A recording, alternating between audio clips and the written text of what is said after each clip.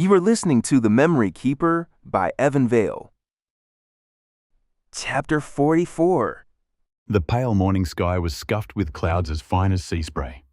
At 9:42 a.m. local time, a RAAF transport plane squatted on the military airfield like a massive green whale.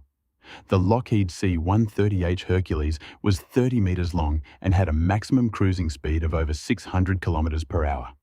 Its four black turboprops roared in concert, clawing at the air in anticipation. Men wearing overalls scurried beneath its belly, checking fuel lines and making the hasty preparations for takeoff.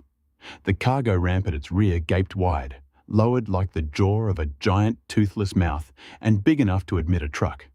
Into that dark hole marched a line of 20 soldiers garbed entirely in black.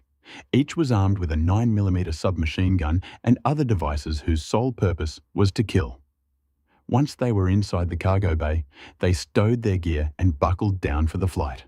Special Agent Vanner was the last man to walk up the ramp.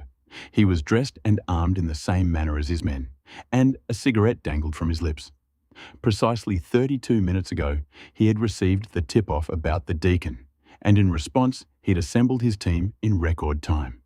How the mysterious caller had known all that he did about the program, Vanner wasn't sure, but it was the first lead he had on the whereabouts of the Deacon.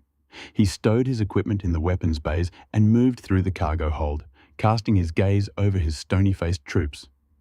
Then he stopped at the cockpit and briefly watched the two-seated pilots complete their pre-flight check. The pilots gave him the thumbs up, so he left the cockpit and buckled himself in with his troops. The cargo ramp swung up slowly, locking out the light of the day. A minute later, the transport plane received clearance from the tower, and its turboprops thundered louder in response. The hull shuddered, and Vanner smiled. He loved the thrill of flying, and as for the adrenaline rush of the chase to come, the plane rocketed down the tarmac and rose into the sky, heading north toward the waiting pair of Black Hawk helicopters at a military base in New South Wales. That is the end of this chapter.